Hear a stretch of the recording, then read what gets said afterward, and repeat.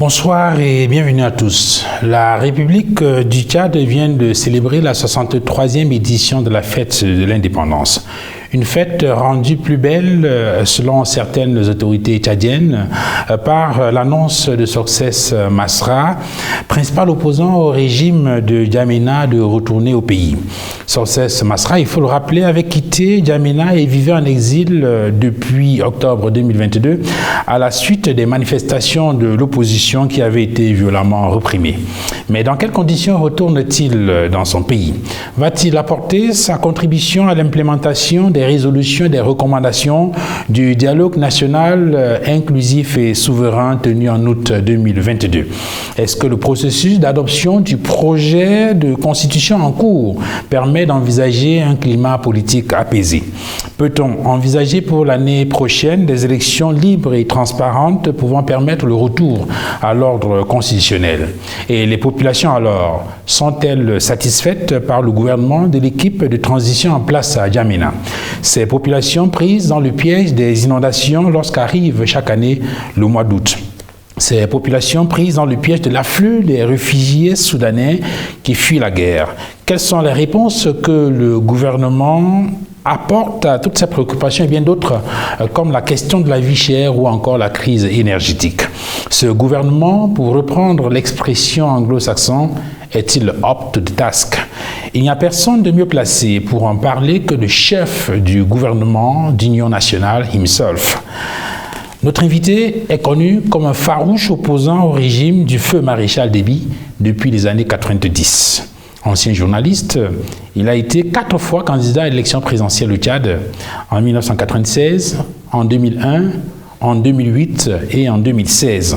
En 2021, il retire sa candidature quelques jours avant le scrutin présidentiel et appelle au boycott. Et en avril 2021, après le décès du maréchal Déby et l'accession au pouvoir du général Mahamat Idriss Déby, eh bien, il soutient le processus de transition dans son pays. Et le 12 octobre 2022, il est nommé Premier ministre, chef du gouvernement d'Union nationale. Monsieur le Premier ministre Saleh Kebzabo, bonsoir et merci d'avoir accepté de nous accorder cette interview exclusive sur Equinox Télévision. Merci d'être venu au Tchad et merci d'être venu chez moi à la maison pour faire cette interview. J'en suis très reconnaissant. Pour mener cet entretien, nous sommes avec Babila Jonathan. Jonathan, good evening.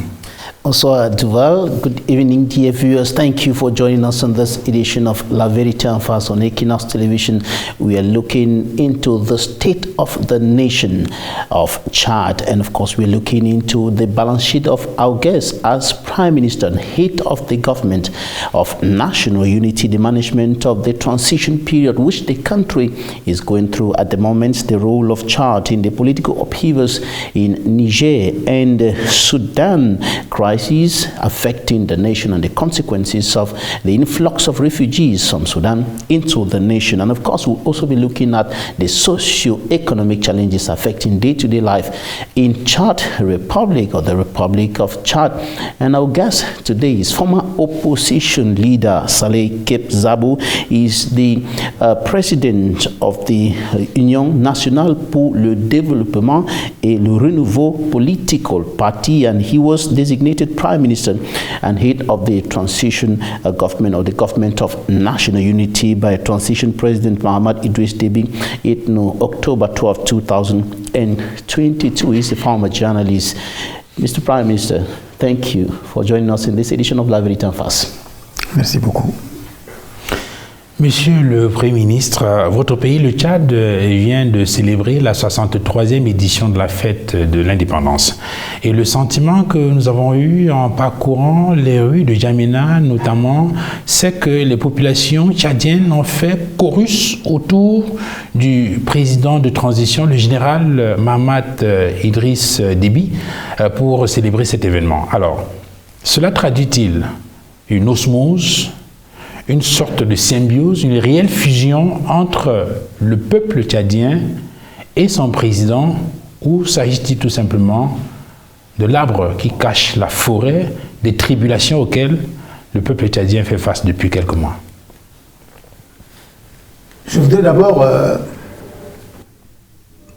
dire que l'anniversaire de l'indépendance, pour tous nos pays africains en particulier, est une occasion unique, annuelle, pour qu'on se retrouve, qu'on se regroupe, qu'on s'unisse autour d'un seul et même idéal, autour d'un seul drapeau, autour d'une seule devise, pour davantage marquer l'unité nationale dont nos pays ont toujours eu besoin, dont ils ont de plus en plus besoin. Parce que l'évolution du monde tel qu'il est nous impose en effet, au-delà de nos valeurs classiques, traditionnelles, africaines, de ne pas oublier que nous sommes dans un monde en turbulence, un monde où il se passe beaucoup de choses dans beaucoup de domaines, toujours pas très bonnes, et qu'il faille quelque part, sans doute, nous faire nous-mêmes notre chemin, et ne pas oublier que dans notre culture africaine, la notion de chef, c'est quelque chose de très important. Je ne vais donc retenir aucun des mots que vous avez employés. Je vais tout simplement dire qu'il y a des moments dans l'histoire d'un pays où le peuple a besoin de se reconnaître dans ses dirigeants pour se rassurer et espérer. Je crois que c'est la posture dans laquelle se trouve le Tchadien, c'est certainement ce que vous avez remarqué. Et je voudrais dire qu'en la matière, nous ne sommes peut-être pas les seuls, mais nous sommes, je pense, un des rares pays africains qui traîne devant lui des gamelles de problèmes, des casseroles de problèmes, et qui a besoin, je crois, à un moment donné, d'essayer de faire fi de tout cela pour avancer. Il y a une notion essentielle qu'on oublie toujours quand on parle du Tchad. C'est que c'est un pays qui a vécu 50 années d'opposition armée. Ça ne va pas se passer sans laisser de traces, je crois que vous en savez quelque chose. Et donc tout cela au Tchad fait qu'à un cas, nous avons toujours eu besoin de rassembler tout le monde, d'unir tout le monde, de faire en sorte qu'on essaie d'oublier un peu le passé autant que c'est possible. Et je crois que nous avons joué la bonne carte dernièrement, c'est le dialogue. Le dialogue national inclusif et souverain dont les décisions s'imposent à tout le monde. Elles sont exécutoires. Et j'ai l'habitude de dire que je suis sans doute dans l'histoire le premier gouvernement, en tout cas actuellement le seul gouvernement qui n'a pas de programme. Oui, justement, avant de revenir sur ce dialogue national inclusif et souverain, je voudrais savoir, Monsieur le Premier ministre, on se souvient qu'après la décision de la prolongation du mandat du président de transition pour 24 mois, donc pour 24 mois, 2 ans précisément, alors... il vous nomme à la tête d'un gouvernement d'union nationale. C'était précisément le mercredi 12 octobre 2022. Et aux journalistes qui viennent vous interviewer dans votre domicile, vous promettez que vous allez accompagner le chef de l'État dans une grande œuvre. Alors, 10 mois après, lorsque vous regardez dans le rétroviseur, avez-vous le sentiment d'accomplir votre contrat? Largement. Largement parce que attaquer le problème sous son angle de bilan ne me semble pas être la bonne posture. C'est pas parce que je me reproche de quoi que ce soit, mais c'est parce que je crois que la tâche elle est tellement immense que si vous commencez par toucher un petit bout pour dire que j'ai fait ça, mais il passera beaucoup de choses sur lesquelles vous n'êtes pas revenu et qui sont peut-être plus essentielles que ce que vous avez dit. Et dans un pays comme le mien, c'est d'autant plus vrai que le dialogue nous a prescrit beaucoup de choses. Si on n'avait pas fait beaucoup de réalisations, on ne serait pas là. Le vent de l'histoire nous aurait emportés immédiatement. Mais je crois que contre vents et marées, nous sommes là. Nous travaillons de façon très profonde à tenter de changer notre pays en 24 mois pour que le gouvernement qui sera issu des prochaines élections trouve un train en marche et continue à le relancer. C'est un peu ça l'ambition. Mais je voudrais dire que quel que soit ce que nous avons fait, ce dont on peut se satisfaire, il ne faut pas oublier qu'on a eu des chocs. Des chocs. Le premier choc, c'était les événements du 20 octobre, dont il faut dire, pour qu'on n'oublie pas, qu'il s'agit d'une insurrection populaire menée par un certain nombre de Tchadiens qui ont voulu profiter, semble-t-il, d'un certain vide juridique pour s'emparer du pouvoir. Ça nous a coûté très cher. Ça nous a coûté excessivement cher parce qu'il y a eu des morts.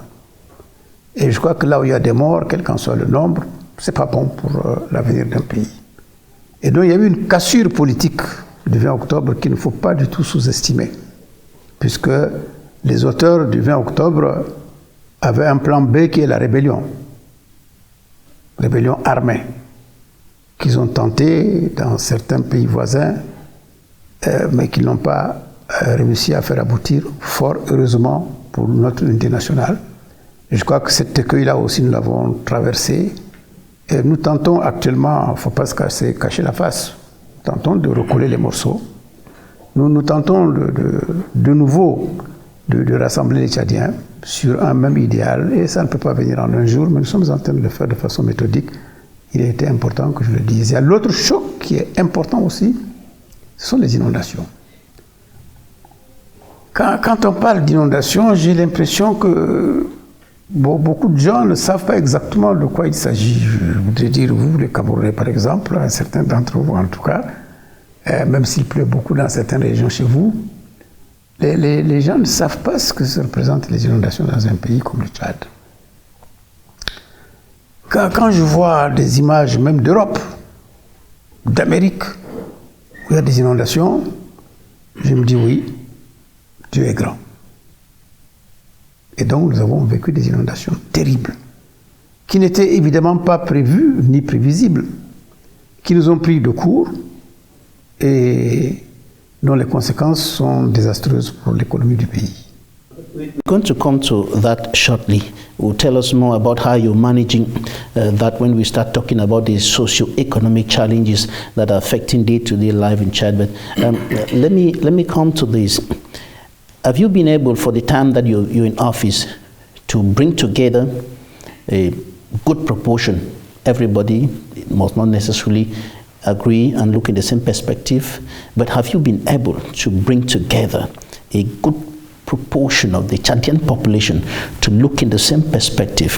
While the National Day was going on at the Place de la Nation, the parade is consecrated to the military. The civilians were not there. Some of the people we talked to said that politically we're celebrating, Chad is celebrating the Feast of Independence or Independence Day. But in practice, some of them told us that it is actually the Feast of Dependence Day to them, because they are looking at the economic dependence of Chad and other aspects. Have you been able to bring together these Chadians to look in the same perspective with you?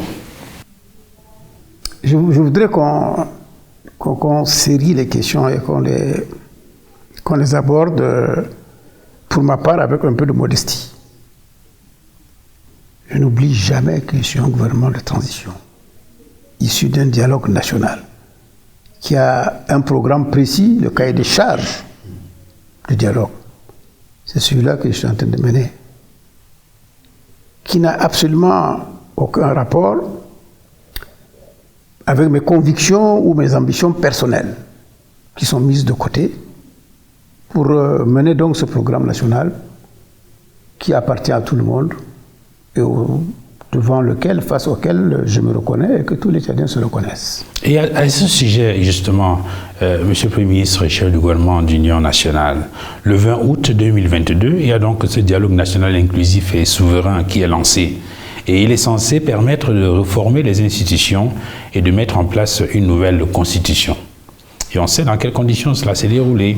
Il y a des groupes rebelles qui ont refusé de participer à la rencontre, je pense entre autres au FACT. Il y a l'Église catholique, puis l'Église protestante qui ont claqué la porte du dialogue. En tout cas, il y a eu beaucoup de contestations, mais finalement le dialogue s'est tenu, pour certains un peu au forceps. Alors, Monsieur le Premier ministre, où en est-on aujourd'hui avec l'implémentation des résolutions et des recommandations issues de ce dialogue national inclusif et souverain? Je vais vous revenir. Je voudrais finir avec lui parce que il risque de dire que je n'ai pas répondu à sa question, qui est très longue du reste. Du point de vue économique et social, Je voudrais là aussi qu'on se dise des choses telles qu'elles sont. Un gouvernement de transition ne peut pas s'appesantir outre mesure sur les questions économiques et sociales au risque de ne pas remplir son programme. Mais cela ne veut pas dire que je ne prends pas cela en compte, puisque j'ai eu à gérer des questions comme celle de la vie chère, sur laquelle on reviendra peut-être. Une commission a été mise sur pied pour trouver des solutions à la vie chère, qui n'est pas l'apanage du seul Tchad. Nous avons le courage d'affronter les problèmes sans les cacher, sans les contourner. Presque tous les pays du monde ont ce problème de vie chère. Aujourd'hui, vous allez au marché de N'Djamena acheter 1 kilo de tomates, les prix ont doublé, triplé ou quintuplé. Tu dis, ah, mais comment ça se fait que les prix ont monté comme ça, les prix de tomates quand même? Dis non, c'est la guerre de l'Ukraine. Voilà par où un gouvernement est rattrapé par un certain nombre de choses qui parfois sont fausses, totalement faux. La guerre d'Ukraine n'a rien à voir avec nos tomates, parce que nos tomates ne sont pas cultivées avec des produits, des engrais d'importation et autres.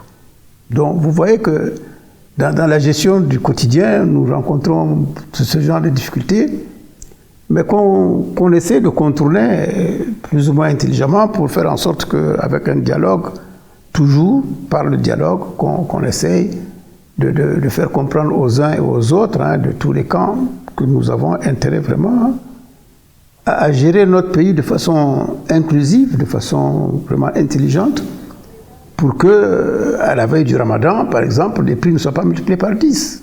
Nous faisons appel aux amis musulmans pour leur dire que mais ce que vous faites là, c'est du haram. C'est-à-dire que c'est illicite pour un musulman de multiplier les prix par rapport au mois du Ramadan qui arrive, par exemple. Donc vous voyez que je vous cite toutes ces contingences autour desquelles nous sommes et dans lesquelles nous nous plaçons pour essayer d'impulser de façon conséquente certains mécanismes et certains leviers dont nous disposons pour faire en sorte que les prix ne montent pas de façon exagérée. Nous avons supprimé toutes les taxes sur le ciment, par exemple. On a supprimé toutes les taxes sur tout ce qui est produits solaires. On a supprimé des taxes pour tout ce qui concerne les produits de l'agriculture. Mais malgré cela, j'allais dire que l'économie a la vie dure, en tout cas le commerce a la dentrée dure, et on ne lâche pas. Mais je suis sûr que ce que nous posons aujourd'hui, tous ces actes dont je vous parle, vont se répercuter dans l'avenir. Les résultats ne sont pas immédiats. Yeah, I wanted to know the feedback that you are receiving from the Chadians, because everything you're doing is for the nation and the people who are down there. I wanted to know the feedback you're receiving from them. Are they moving with you in the implementation of recommendations of the inclusive sovereign national dialogue? Are they moving with you in that perspective? Il est important en effet qu'on soit dans une certaine cohérence, dans une certaine cohésion avec nos populations, sinon on travaillerait pour rien ou pour personne. Nous ne pouvons pas rouler dans une direction qui n'est pas une direction nationale, qui n'est pas une direction qui touche fondamentalement au bien-être, au quotidien des Tchadiens. C'est ce que nous essayons de faire. Nous ne sommes pas sortis ex nihilo. Nous connaissons tous nos problèmes. Moi, quand on regarde un peu mon background, mes origines, on sait que je ne peux pas comme ça venir et ne pas tenir compte du bien-être de nos populations. Ça a toujours été le leitmotiv de mon combat politique. Faire en sorte que le niveau politique, le niveau économique, soit relevé, que le bien-être des Tchadiens s'en ressente, que les souffrances au quotidien diminuent, certes dans un contexte mondial qui n'est pas favorable, dans un contexte régional qui n'est pas favorable, et nous y reviendrons aussi, mais c'est un combat. C'est un combat et moi j'aime les combats, j'aime les défis. C'est ce que nous sommes en train de faire avec un gouvernement tout à fait cohérent en la matière et qui se bat très bien. Les résultats ne sont pas immédiats, il ne faut pas mentir, il ne faut pas se mentir non plus. Les résultats, je suis sûr, vont se faire ressentir progressivement. Parce que bouger certaines lignes immédiatement, ça a toujours été un combat très difficile pour le gouvernement. And the challenge on your table now is the implementation of recommendations of the inclusive sovereign national dialogue. How far have you gone with that? Mais je pense que nous sommes en train d'avancer. Je ne vais pas faire des statistiques, mais quelqu'un me disait que nous étions autour de 30-40% de réalisation des points du dialogue. Mais il est certain que dans les semaines qui viennent, ces chiffres vont changer en positif. Ils vont s'accélérer parce qu'un nombre de choses, un certain nombre d'entreprises que nous menons vont ressortir au fur et à mesure. Et donc, moi, je pense que nous sommes dans la bonne direction. Nous sommes dans la bonne direction. Nous avons eu ces chocs dont je vous ai parlé. Le dernier choc que je n'ai pas évoqué, qui est le choc des réfugiés avec la guerre du Soudan, qui a un impact extraordinaire sur le Tchad, ce que les gens n'imaginent pas du tout. Nous sommes le pays de la ligne de front face au Soudan qui subit le plus les conséquences de la guerre du Soudan. Aujourd'hui, on parle déjà de plus d'1 million de réfugiés. 1 million de réfugiés, cher ami, dans un pays comme le nôtre, qui déjà en lui-même a des difficultés, lorsque vous devez recevoir, accueillir 1 million de personnes, avec ce que nous savons aussi de la culture tchadienne, de l'accueil, il doit bien avoir un problème quelque part. Nous avons levé le ton, la voix une fois quand même, pour dire aux Nations Unies et à toutes les instances internationales qu'il faille traiter ce problème autrement que cela a été jusqu'ici. Et je crois que nous avons été entendus.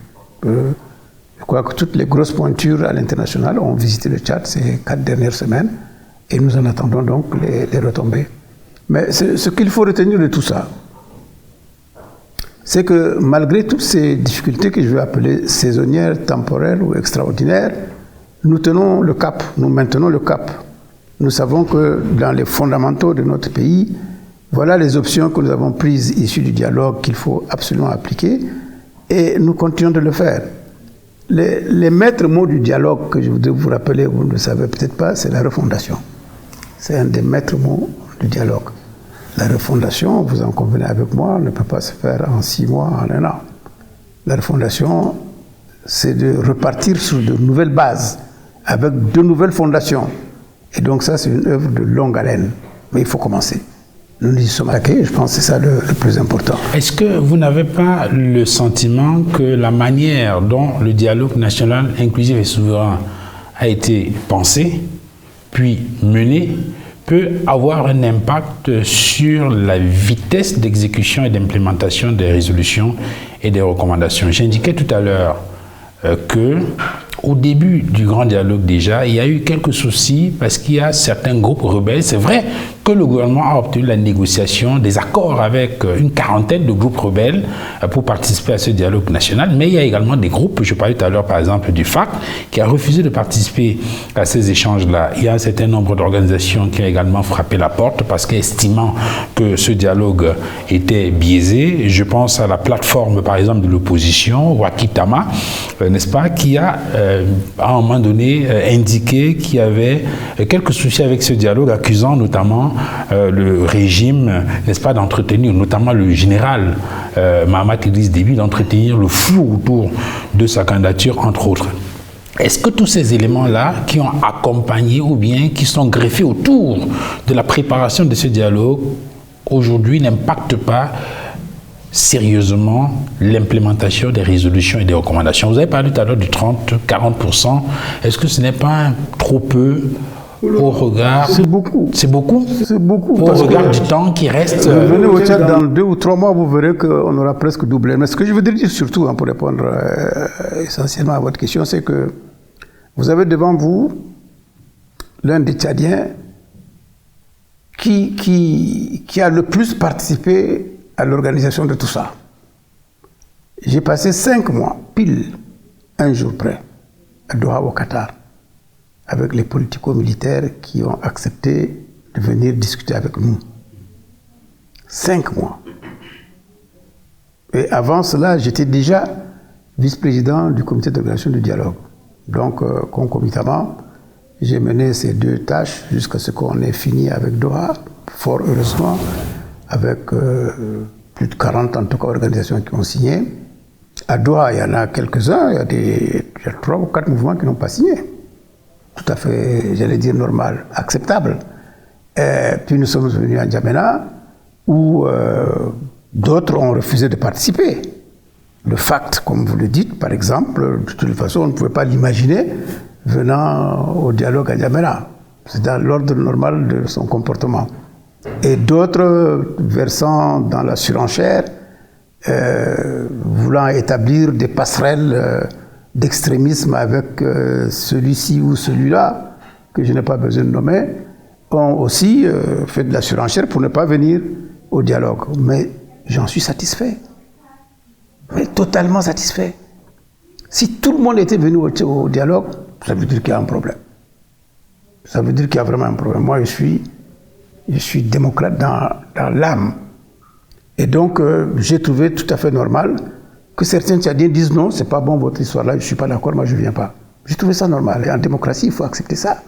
On ne peut pas faire de l'unanimisme. On ne peut pas, l'arbre qui cache la forêt, comme vous disiez, refuser certaines réalités, refuser que certains s'expriment. On ne peut pas obliger un chef de l'église catholique ou protestante ou musulmane à venir absolument au dialogue. Et du reste, ils sont venus. Mais sur les raisons ils ont claqué la porte et ils sont revenus de toutes les façons. Mais sur les raisons qui ont été évoquées, est-ce que vous les trouvez pertinentes? Mais non, c'est des raisons qui ne sont pas pertinentes. C'est des arguties, c'est des prétextes, c'est des positionnements personnels. Mais quand ils disent par exemple que le président de transition entretient le flou de toute sa candidature, c'est ça que vous appelez surenchère? Mais c'est pas vrai. C'est pas vrai, parce que bon, je ne vais pas me mettre à sa place ou je ne vais pas dire ce qu'il pense ou pas. Mais je ne sais pas si pendant la préparation a duré plus d'1 an, le dialogue. Hein. Je vais vous dire ça a duré plus d'1 an.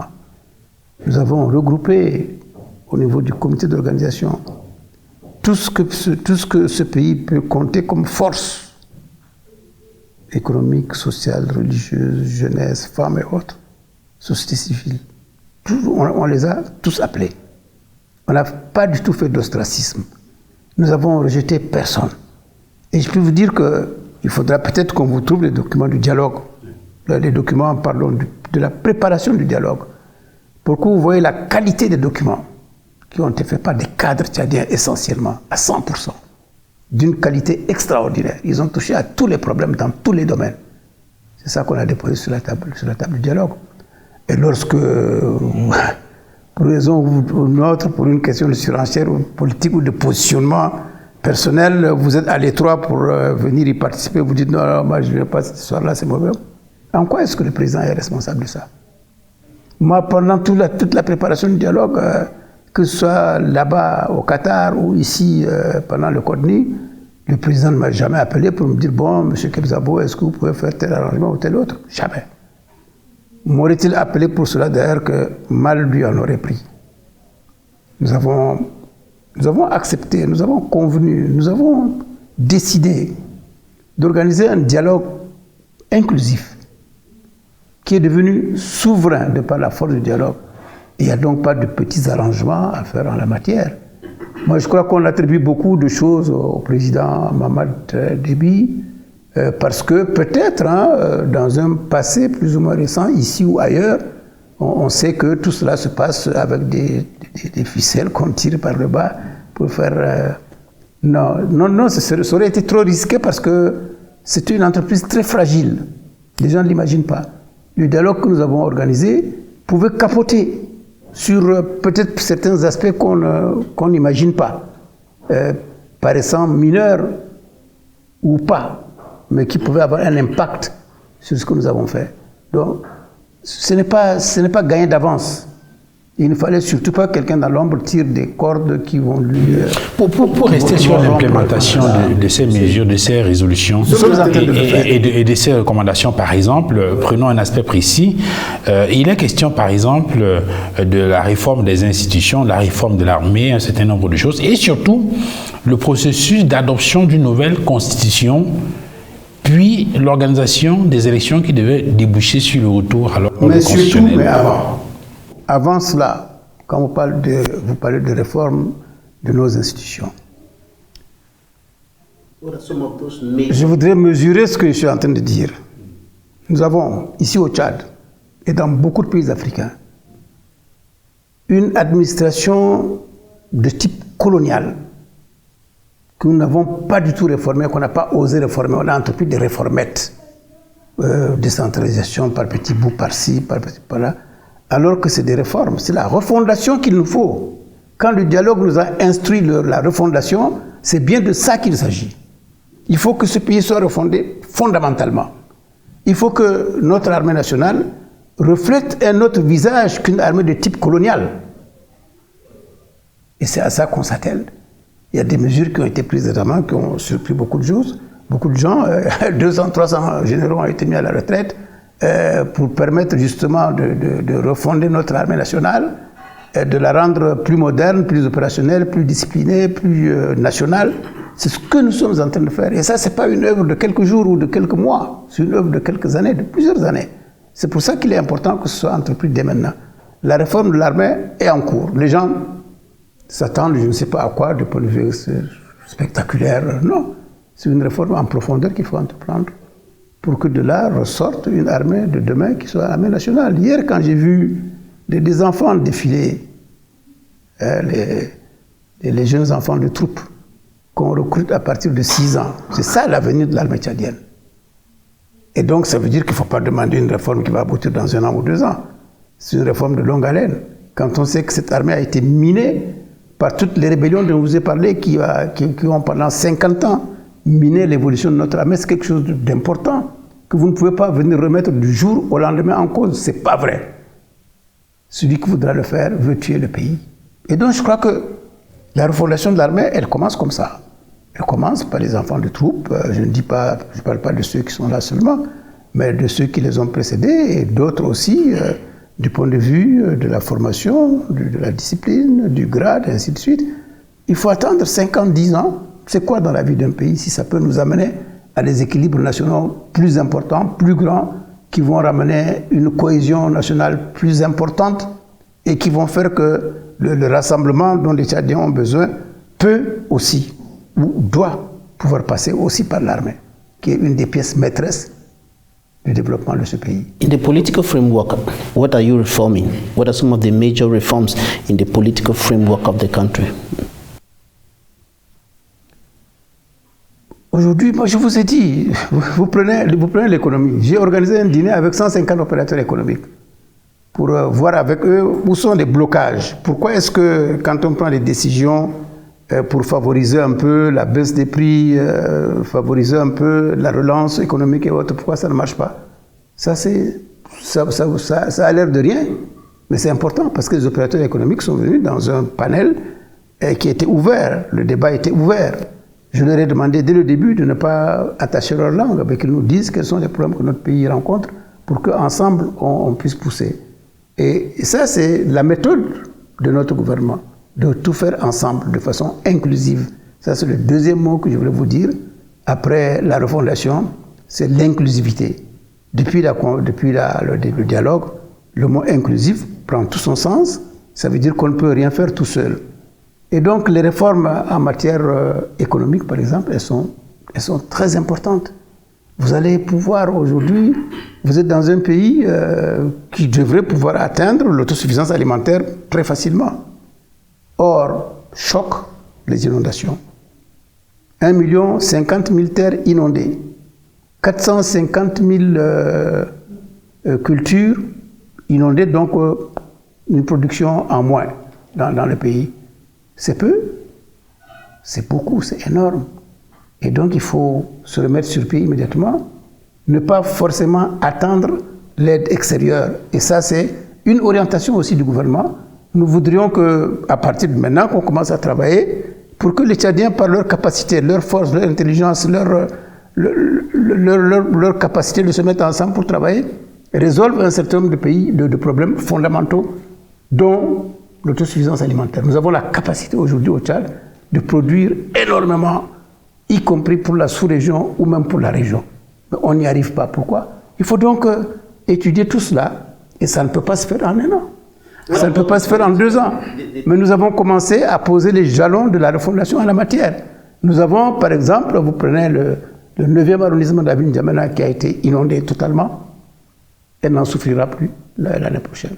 Parce qu'on est en train de construire des digues solides à coût de dizaines de milliards sur notre budget propre. On n'attend pas que l'extérieur vienne le faire pour nous. Voilà. Mais de façon précise, pour rester sur cette virgule sur l'économie, avant de revenir sur l'aspect politique pour laquelle Jonathan insiste, pour rester un peu sur cet aspect politique, on a remarqué que le 10 décembre 2022, le ministre des Finances, du Budget et des Comptes publics a lancé un emprunt obligataire par appel public. Il s'agit, a-t-il dit, de financer certains projets d'infrastructures économiques, électriques et solaires, ou de finaliser les chantiers des grands édifices publics, entre autres, ou encore la construction des voiries urbaines pour l'assainissement de Yamena, entre autres. On a observé qu'au bout d'un mois, vous avez collecté 100 milliards de francs CFA. Est-ce un mois, ça donne quand même, à réfléchir. Est-ce que vous comptez essentiellement, parce que on vous a entendu dire tout à l'heure qu'on ne va pas continuer à attendre ad vitam aeternam l'aide internationale ou les bailleurs de fonds. Est-ce que vous croyez qu'au regard de la situation économique du Tchad aujourd'hui et à travers des mécanismes comme ceux que vous venez d'énoncer, il est possible pour le Tchad de faire abstraction ou bien... Je ne dis pas qu'il est possible. Je dis qu'il est fondamental. Il est vital pour le Tchad d'essayer de se construire par lui-même, avec ses propres moyens, et nous en avons. Lever 80-100 milliards, moi je dis que vraiment, c'est rien du tout. En regard des besoins qui sont ceux du Tchad. Et ces moyens, c'est lesquels? Puisqu'on sait par exemple que les puits de pétrole produisent de moins en moins, il y a un certain nombre de contingences. Non, c'est pas vrai. C'est pas vrai, je rectifie pour me contredire immédiatement. Les puits de pétrole aujourd'hui sont autour de 140-150 000 barils. Ce qui n'est rien du tout, qui est beaucoup pour une économie faible comme la nôtre. C'est vrai. Mais la refondation consiste à devoir s'en passer. Non pas à ne pas produire de pétrole, mais à ne plus faire du pétrole l'espérance tchadienne. Ce serait criminel de notre part. Donc c'est pour ça que nous disons que dans nos fondamentaux, on va revenir à l'élevage et à l'agriculture. Aujourd'hui, les Tchadiens s'enorgueillissent d'avoir 160 millions de têtes de bétail, tout bétail confondu. De la chèvre au mouton en passant par les camelins et autres. Et ça nous rapporte quoi? Rien du tout.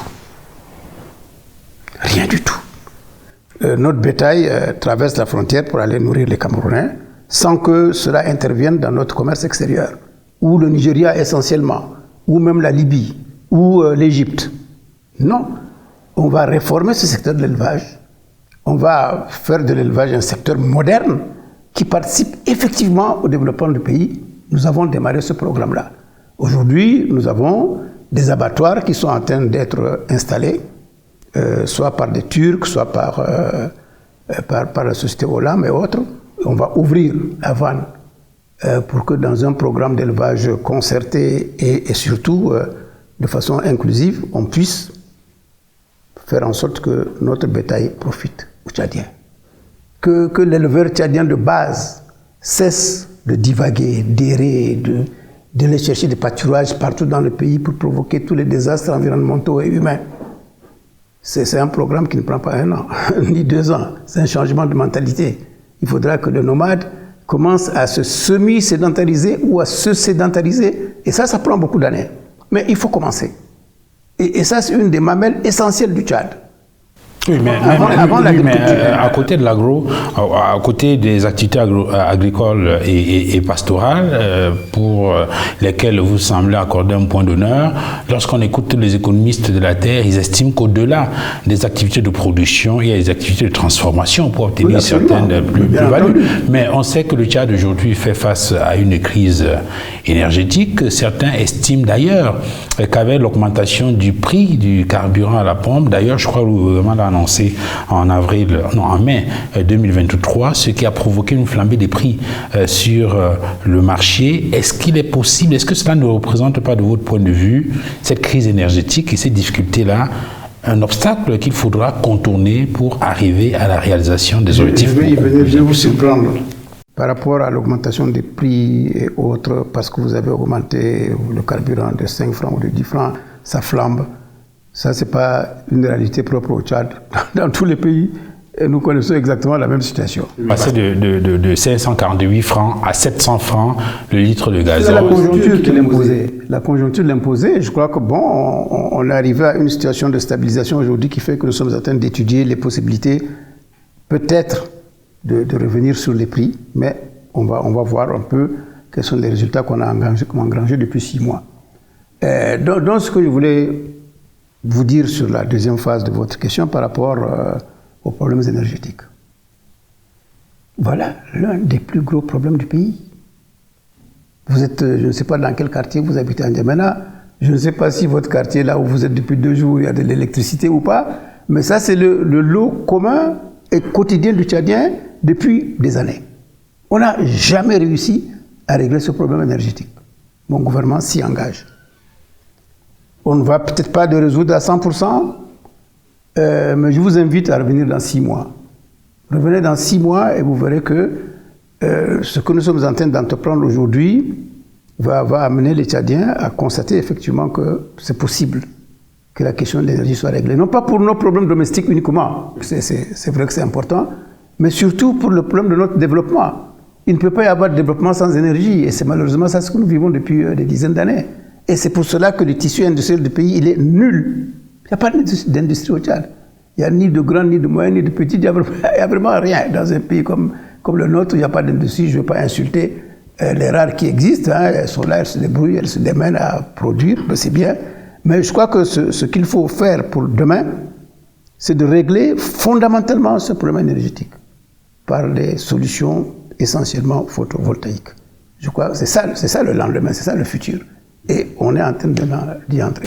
Monsieur le Premier ministre, chef du gouvernement d'Union nationale, nous allons dans quelques secondes marquer une pause, mais je voudrais, pour qu'on revienne sur l'aspect politique sur lequel insistait Jonathan Babila, est-ce qu'il est possible d'envisager tout ce que vous indiquez sur le plan économique pour l'amélioration des conditions de vie des populations si on n'a pas un climat politique stable?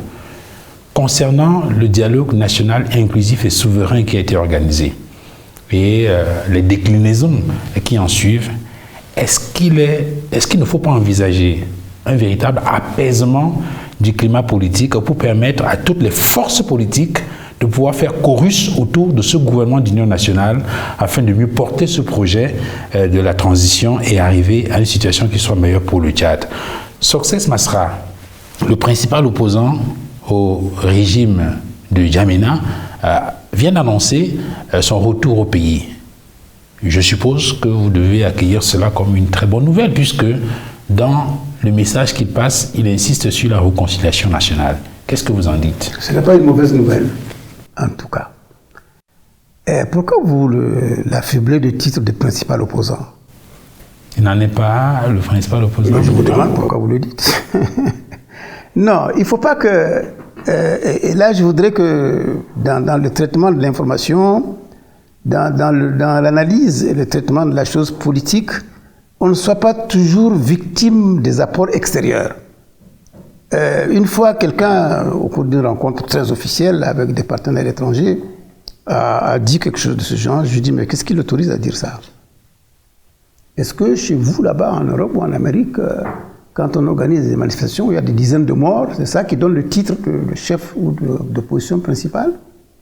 Ils ont tous baissé la tête. Non, il faut s'assumer et dire les choses telles qu'elles sont. Mais M. Masra, depuis pas très longtemps qu'il est entré en politique de façon fracassante, le fait, c'est pas de la politique, c'est de la communication. La communication ne fait pas la politique, je suis désolé.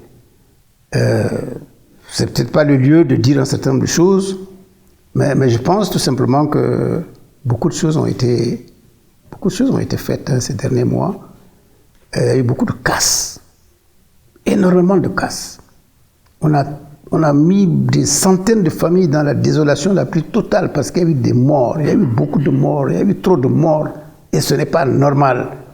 Et ceux qui ont organisé cette situation-là doivent au moins demander pardon au peuple tchadien. Je n'ai pas encore entendu ça. Moi, J'ai fait la politique, comme vous le savez, depuis une trentaine d'années. Je n'ai pas engagé une seule action qui pouvait engendrer des morts.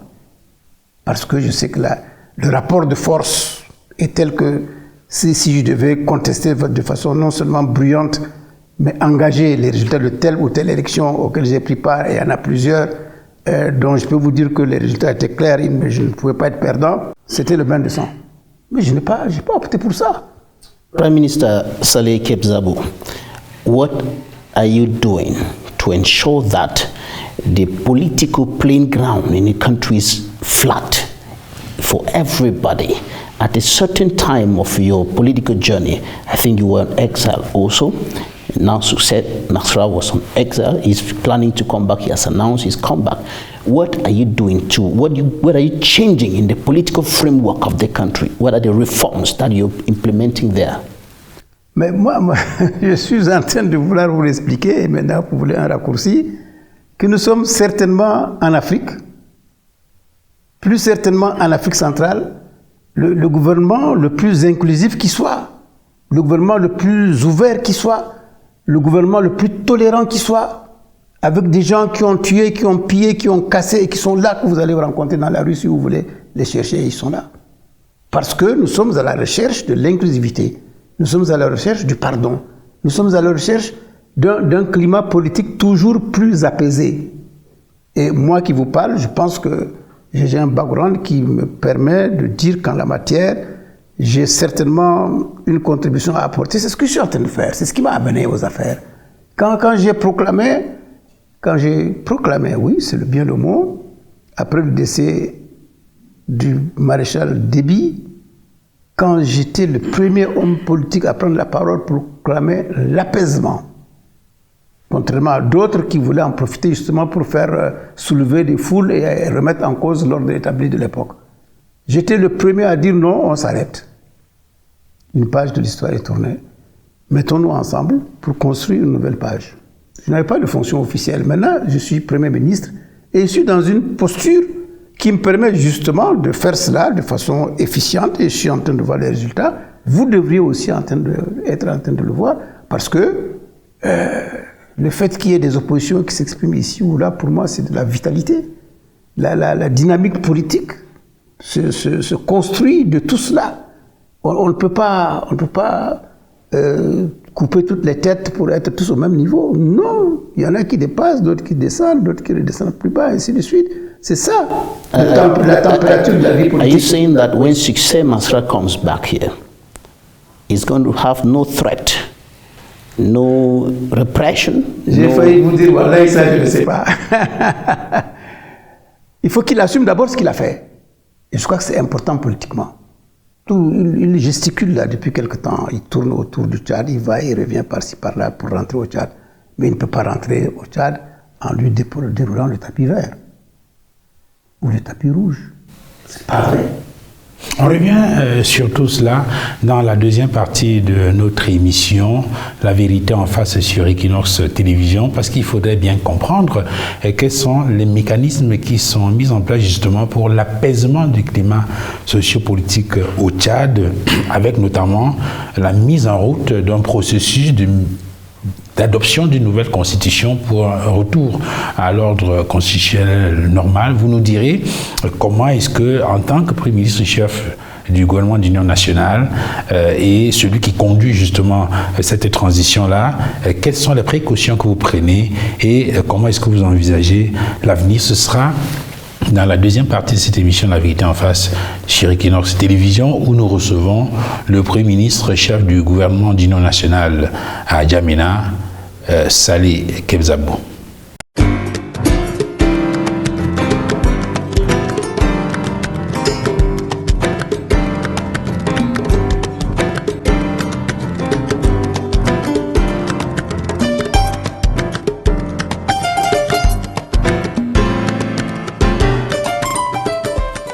retour sur le plateau de La Vérité en face sur Equinox Télévision avec notre invité, le Premier ministre, chef du gouvernement d'Union nationale au Tchad, Saleh Kebzabo.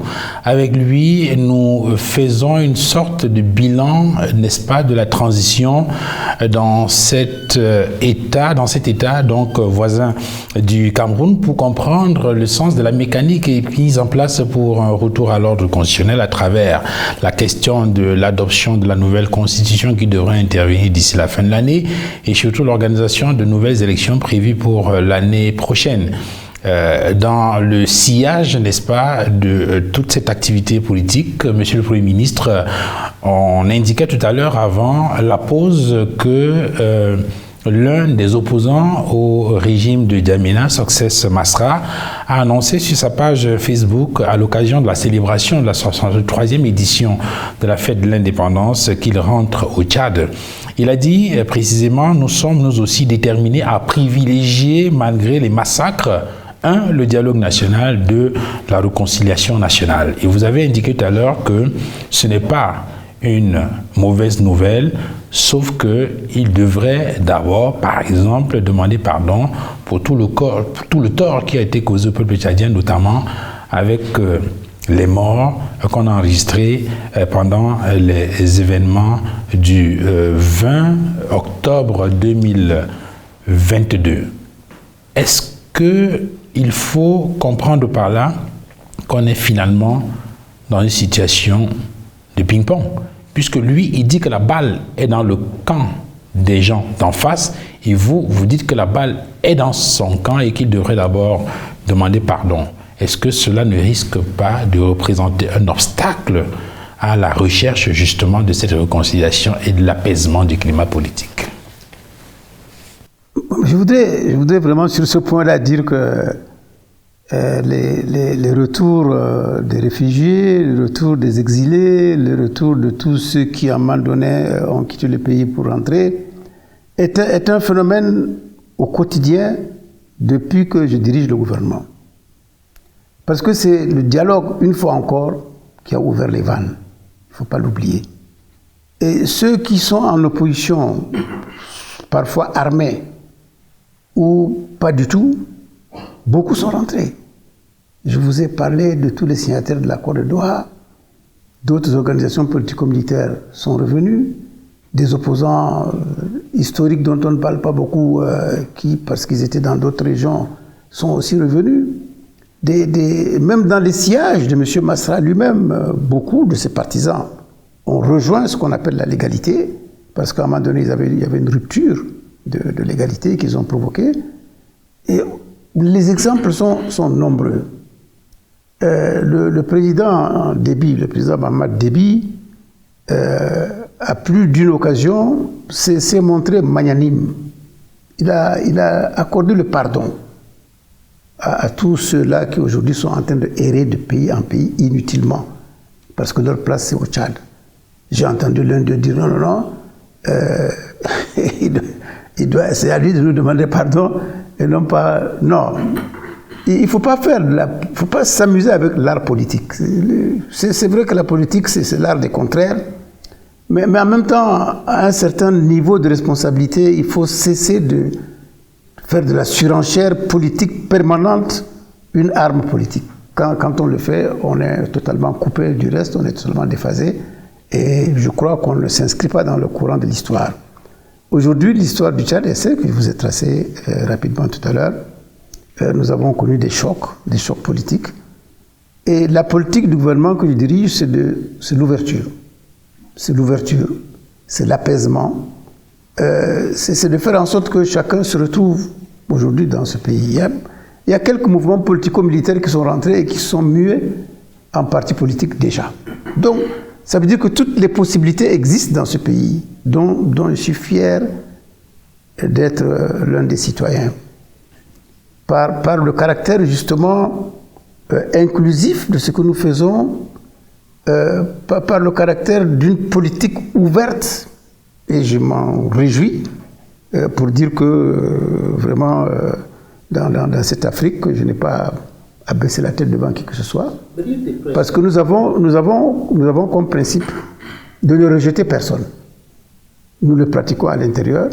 Ceux qui sont là, ils y sont pour témoigner. Vous allez, si vous restiez plus longtemps, j'espère que ça viendra, vous allez écouter les différents sons de cloche des différents opposants qui sont ici sur la place, qui ne nous ménagent pas du tout.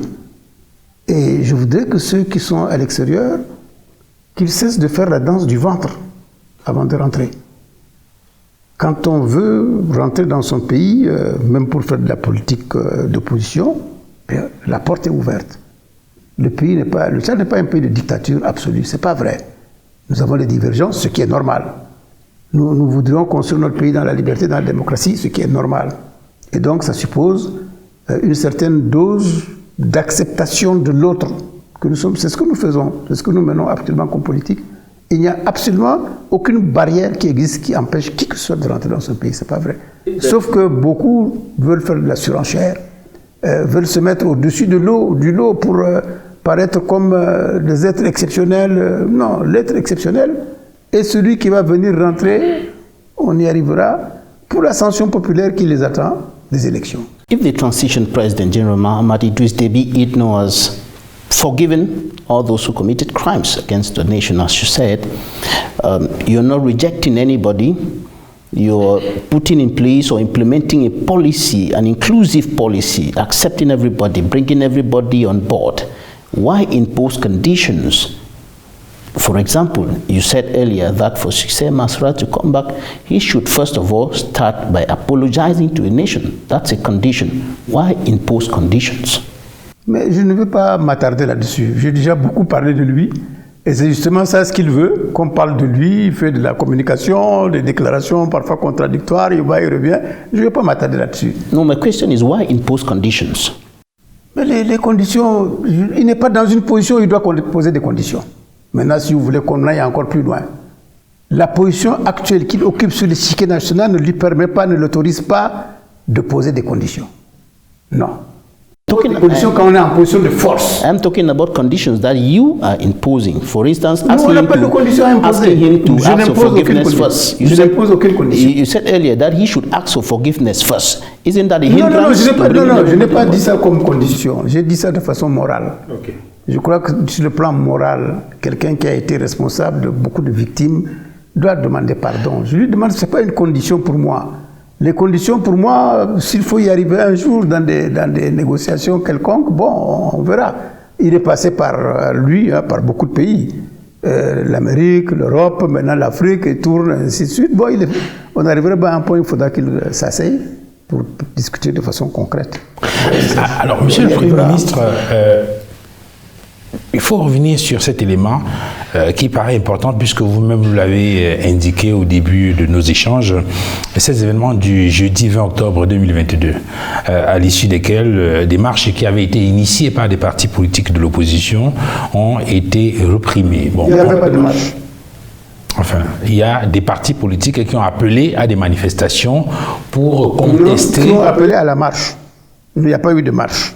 Qui ont donc initié des manifestations pour contester, par exemple, la prorogation du mandat du président de transition. Et donc, on ne va pas faire de polémique sur le bilan parce que beaucoup de chiffres sont avancés, mais si je prends le cas de la Commission nationale des droits de l'homme, qui a parlé de 128 décès, là où l'opposition parle de 300 personnes qui ont été tuées, 12 disparus, 518 blessés, 943 arrestations, je parle bien de la Commission nationale des droits de l'homme, et 265 condamnations.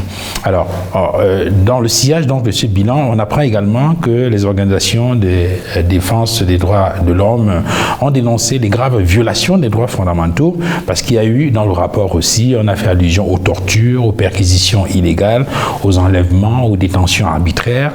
On croyait pourtant que le Tchad était rentré dans l'ère démocratique. Vous-même, Monsieur le Premier ministre, on se souvient que vous avez été un acteur majeur de la lutte pour les libertés, notamment au début des années 90.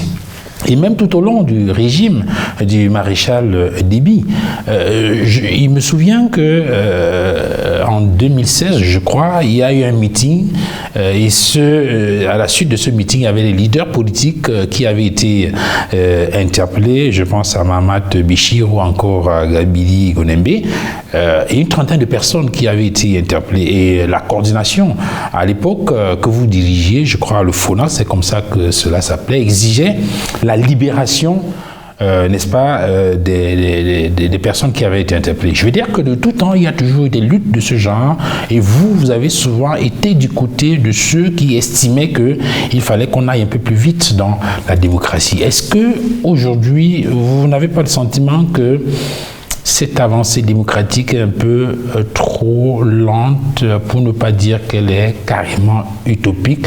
Vous qui justement avez mené ce combat pendant plusieurs années, quel est le sentiment que vous avez, quel est le regard que vous avez sur la vie politique, l'avancée démocratique dans ce pays, le Tchad? Le pays avance. Sur le plan démocratique, il y a des avancées. C'est pour cela justement qu'il y a toutes ces voix discordantes qu'on entend ici et là et sur lesquelles ne s'abat absolument aucune arme de répression. Non. Je suis contre toute forme de répression pour réduire l'espace de liberté, les espaces de liberté dans tous les domaines. Je suis contre. La presse tchadienne, elle est libre. Comparé à beaucoup de presse africaines, nous sommes très libres. Les organisations des droits de l'homme du Tchad sont en avance sur beaucoup de pays africains. La CNDH que vous avez cité là, tout national qu'elle est, a sorti un rapport qui peut-être ne convient pas au gouvernement, mais il l'a fait. C'est pas pour autant qu'on les a rabourés d'une façon quelconque. On n'a même pas sorti un communiqué pour les dénoncer ou pour dire que nous ne sommes pas d'accord. Donc c'est pour dire que du point de vue des avancées démocratiques, nous y tenons. Moi, j'y tiens. Beaucoup de Tchadiens comme moi y tiennent. On ne peut pas faire de retour en arrière, c'est impossible. On ne peut qu'avancer en matière de droits et de liberté. Et ça, c'est essentiel, parce que c'est ça qui fait la fondation d'un pays. Un pays sans liberté, sans démocratie, un pays qui est voué à l'échec, qui n'avancera jamais, qui n'émergera jamais. Et je crois que notre ambition, je vous l'ai dit tout à l'heure sur le plan économique, et aujourd'hui sur le plan de la vie politique de tous les jours, c'est de faire en sorte que dans le respect de soi, dans le respect des libertés, qui sont établis par la loi, qui sont des lois acceptées par tous les Tchadiens, sauf ceux qui veulent y contrevenir. Dans le respect de ces lois-là, il faut qu'on avance. Oui, mais sur cet aspect justement, vous, on sait que vous avez été, je l'ai indiqué tout à l'heure, un farouche opposant au régime du maréchal Déby. Oui. Lorsqu'on regarde, n'est-ce pas, par exemple, la manière dont les manifestations du 20 octobre ont été réprimées, vous, aujourd'hui, en tant que Premier ministre, vous avez, on va dire, un tout petit peu intégré ce système Déby. Comment le système Déby, pour parler un peu comme nos confrères de l'étranger, comment vous sentez-vous dans votre peau de Premier ministre dans ce système que vous avez combattu pendant longtemps? Est-ce qu'il n'y a pas un certain nombre est-ce qu'il n'y a pas des gens qui freinent des quatre fers autour de vous au regard de la manière? Et comment vous vous sentez dans cette posture? Beaucoup de choses en même temps, et y répondre peut paraître parfois pas très facile. Moi, fondamentalement, je n'ai pas changé.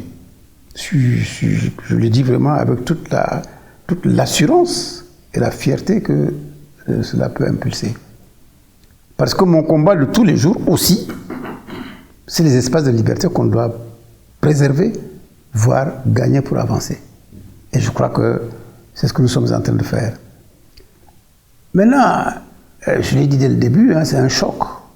Nous avons été plombés par le 20 octobre, pardon. Le 20 octobre, voilà des organisations dont nous faisions partie avant cela.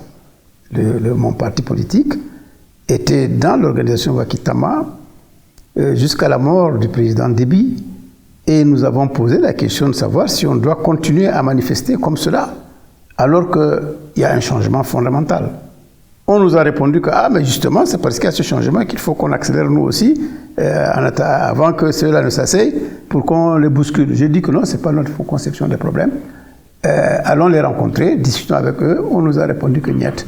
Mais on avait une manifestation le 26 avril, je crois, pendant qu'on discutait donc une semaine avant. Je leur ai dit, écoutez, moi je suis un homme d'engagement, on va marcher ensemble le 26 avril, mais après, mon parti va se retirer de ce processus. Nous avons marché le 26 avril. Nous avons eu 3 morts, mon parti politique. Nous avons eu 3 morts. Ça, les gens semblent l'oublier. Et après cela, nous avons dit, bon, nous prenons notre chemin différent du vôtre. Donc, c'est pour vous dire que nous avons analysé la situation. Nous avons estimé que le Tchad vaut autre chose que ce que vous dites peut-être parfois de façon inconsciente en disant avant, ainsi de suite. C'est vrai qu'il y a des forces très importantes qui tirent vers le bas, qui tirent vers l'arrière, qui ne veulent pas qu'on avance, qu'on aille vers le sens du progrès. C'est vrai, il y en a. Mais c'est contre tout ça que je me bats. Parce que l'un des maîtres mots du dialogue, c'est la refondation, et la refondation passe par le changement, et le changement passe par un mouvement généralisé d'hommes et de situations qu'il faut absolument bouleverser pour que le pays puisse changer. Et celui qui n'aura pas compris cela, Tchadien en tout cas, qui n'a pas compris que le Tchad a besoin de changement, n'a absolument rien compris à la politique tchadienne. Il faut qu'on se batte pour qu'il y ait des changements dans ce pays et des changements dans tous les domaines, et cela est possible. Avec tous les mouvements politico-militaires qui ont arrêté la lutte armée, et d'autres qui vont suivre, d'autres vont nous rejoindre aussi, en laissant tomber la lutte armée, pour qu'on s'inscrive dans le combat démocratique, qui est le combat, de mon point de vue, qui est celui qui va rapporter le plus au pays. Ils seront nombreux.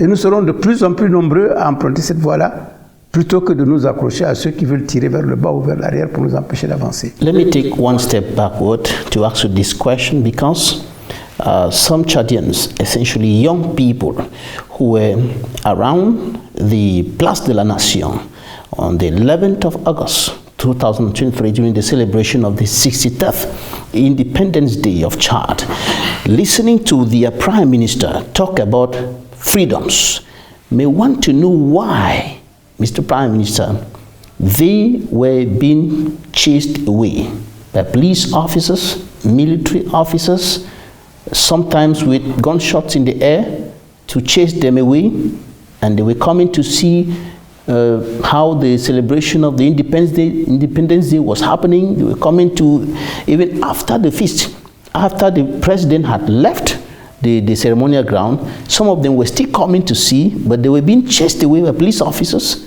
military officers. Can their prime minister tell them why? Dans toute organisation de ce genre, et en particulier dans un pays comme le Tchad, organiser une manifestation de masse comme la célébration dans la capitale de l'anniversaire de l'indépendance n'est pas une petite affaire.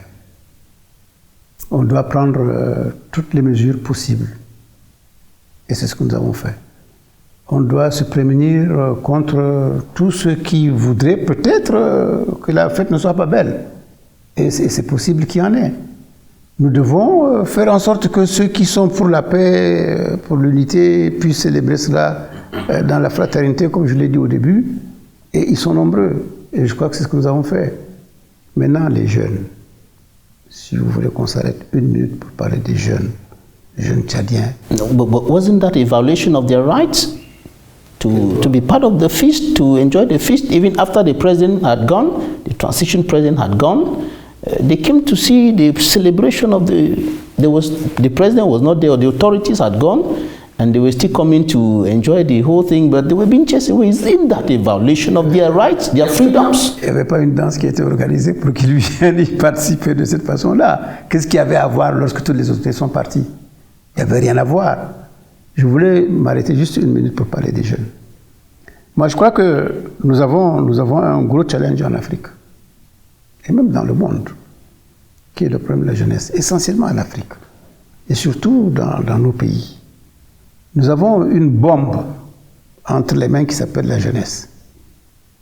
Quand elle va exploser, elle va emporter tout le monde. Et une des expressions, c'est ce que nous avons vécu à N'Djamena. C'est ce que nous avons vécu au Tchad. Et je crois que ce que nous avons vu était tellement horrible que nous sommes en train de faire en sorte qu'il n'y en ait plus. Non pas qu'il n'y en ait plus dans la répression, qu'on torde le cou aux gens ou qu'on empêche qu'il y ait une liberté de parole, non. Dans l'exercice d'un pouvoir toujours plus ouvert, de façon toujours plus consensuelle, qu'on puisse avancer. Et je crois que ça, c'est la seule solution. Mais aujourd'hui, quand je vois les résultats du dernier baccalauréat, près de 100 000 jeunes Tchadiens sont bacheliers. Près de 100 000. Qu'est-ce qu'on va en faire? Est-ce que nous avons un programme pour ceux-là? Non, je ne vais pas vous mentir, je n'ai pas de programme. Parce qu'ils ne font pas fondamentalement partie de ceux dont je dois m'occuper pendant la transition. Je suis en train de construire les conditions d'une transition bonne, tranquille, équitable, inclusive, qui fasse qu'au bout de cette transition, on ait à des élections transparentes. On reviendra aux élections que vous évoquez à chaque fois, pour permettre à tout le monde de s'exprimer librement. Je crois que c'est ça le plus important. Les problèmes de jeunesse trouveront fondamentalement leur solution un peu plus tard. Aujourd'hui, je fais ce que je faisais, ce que j'ai dit au début, faire l'essentiel, maintenir l'État en l'État, pour que ça n'explose pas, pour que ça n'implose pas de toutes parts, pour que fondamentalement on puisse avancer sans trop de casse, et que ceux qui vont venir reprendre ce pays après nous, pour le construire avec des programmes maintenant plus consensuels, plus acceptés, parce qu'ils ont été aux élections, à des élections libres et transparentes, et je tiens absolument là-dessus, pour dire que l'ancien opposant dont vous parlez, qui s'est toujours battu pour la liberté, pour les libertés, pour la démocratie, pour les élections transparentes, c'est lui qui va conduire ces élections. Je tiens à ce que les prochaines élections au Tchad se fassent vraiment dans la transparence la plus totale, pour autant que ça puisse l'être à 100%. So let's talk about Et donc la jeunesse, là-dessus, je voudrais juste vraiment ajouter que la jeunesse va représenter pour ceux qui vont se présenter aux prochaines élections un pan important de leur programme, parce que les jeunes, ils sont impatients. Ils sont de plus en plus nombreux à sortir des universités et autres écoles avec des diplômes qui doivent tout naturellement leur procurer de l'emploi. Et c'est ça, je crois, le gros challenge que nous avons, c'est celui-là. Right, so let's now proceed to talk about, because before the elections, there is a constitution that should be adopted, a new constitution. What have you done so far in the process of adoption of the draft? Je vais vous l'expliquer très rapidement, parce que souvent, il y a même des hommes tchadiens, je crois, des hommes politiques tchadiens par démagogie, qui ne veulent pas l'accepter. Le dialogue nous a prescrit d'adopter une nouvelle constitution, de proposer une nouvelle constitution au référendum. Dans ce projet de constitution qui a été rédigé, que nous avons soumis au Parlement provisoire, qu'il a adopté, il y a un certain nombre de mécanismes qui y sont prévus, dont l'administration électorale. Pour parler plus couramment, la CENI. La CENI, dorénavant au Tchad, est constitutionnelle. Et c'est quand la Constitution sera adoptée qu'on mettra sur pied maintenant une CENI conformément à la loi. Mais pour le moment, il n'y a pas de CENI. Et quand il n'y a pas de CENI, comment peut-on organiser une élection aussi importante que le référendum si ce n'est pas par le gouvernement? Le gouvernement a pris les choses en main pour organiser cette élection référendaire importante pour l'avenir du pays. Ça sera fait dans la liberté la plus totale. Nous connaissons aujourd'hui quels sont les enjeux dans ce pays. Je vais pas qualifier les gens. Vous avez des gens, des Tchadiens qui veulent d'un État unitaire fortement décentralisé, et vous avez d'autres Tchadiens qui veulent d'un État fédéral. Voilà les deux tendances dans ce pays. Je ne vais pas les qualifier du tout. Donc, si elles se retrouvent ou pas dans cette constitution, le peuple tranchera. Le peuple va trancher comment? On nous dit, mais puisqu'il y a deux tendances, pourquoi vous ne déposez pas deux projets de constitution? Nous leur répondons oui. Dans le premier cas de figure, nous savons faire. État unitaire, fortement décentralisé, nous savons faire. C'est ce que nous faisons depuis, peut-être pas bien, mais en tout cas sur les textes, nous le savons. Mais l'État fédéral, qui va proposer la constitution fédérale? Qui a l'autorité morale, politique et autres de dire, bon voilà le projet de constitution fédérale? Personne. Personne. Et nous sommes dans la logique, nous sommes dans le bon sens, tout simplement. Nous avons rédigé un projet d'État unitaire fortement décentralisé qui a été adopté par l'Assemblée ou qui a eu lieu et que nous allons soumettre à la sanction populaire. Voilà la Constitution. Vous êtes d'accord? Oui. Vous n'êtes pas d'accord? Non. La question est tranchée. Alors, quand le non l'emportera, et je l'ai dit au président Mamad Déby, lorsque les résultats vont sortir, que c'est le non qui l'a emporté, que donc moi je suis perdant, je vous remets ma démission immédiatement et vous trouverez une nouvelle équipe pour continuer. Alors, le 22 décembre 2022, vous, Premier ministre, vous avez mis en place le comité technique d'appui au haut comité de pilotage chargé donc de la mise en œuvre des résolutions et des recommandations du dialogue national inclusif et souverain. L'objectif, c'était donc de suivre et de mettre en œuvre les résolutions et les recommandations donc issues de ce grand dialogue national. Il faut rappeler que le processus devrait déboucher sur la mise en place donc d'une nouvelle constitution et bien sûr de l'organisation des élections prévues pour l'année prochaine. Question, Monsieur le Premier ministre. Est-ce qu'il vous tente, est-ce que vous vient l'idée de penser à être candidat à ces consultations électorales, à cette élection présidentielle, ou bien vous vous dites, j'ai roulé ma bosse, j'ai mené la transition de main de maître, je ne veux pas être parti pris dans cette organisation, en tout cas juge et parti, je vais me retirer, mais soutenir un candidat. Et si c'est le cas? C'est la question qu'il ne fallait pas poser. C'est vraiment la plus mauvaise des questions depuis notre débat. Je m'excuse de vous le dire comme ça. Non. Aujourd'hui, j'ai autre chose à faire que de penser à ça. Et dans ma tête, c'est réglé. Je n'y pense pas. Parce que je ne dois pas y penser. L'avenir de mon pays m'impose un certain éloignement, une certaine hauteur de vue, pour me permettre de mener la transition comme il le faut. Vous avez cité un des organes de la transition tout à l'heure. Il y a le haut comité de pilotage que je préside qui veille sur tous ces autres comités que nous avons créés et qui ont entre autres sorti le projet de constitution, d'autres textes plus nombreux dont on ne parle pas, mais qui sont en train de régir la vie quotidienne des Tchadiens. Tout cela, c'est en train d'être fait. Si je veux m'embarrasser encore, allez penser aux élections. Kebzabo, tu vas être candidat. Alors il faut magouiller ici. Il faut magouiller. Mais non, je ne m'en sortirai pas. Je termine dans ma mauvaise question. C'est pas ce que le pays attend de moi. Je termine dans ma mauvaise question. Le pays attend de moi que je l'amène à des élections propres, auxquelles je ne prendrai pas part. Et je termine dans ma mauvaise question, Monsieur le Premier ministre. Vous allez donc certainement soutenir la candidature du président de transition. Pourquoi certainement?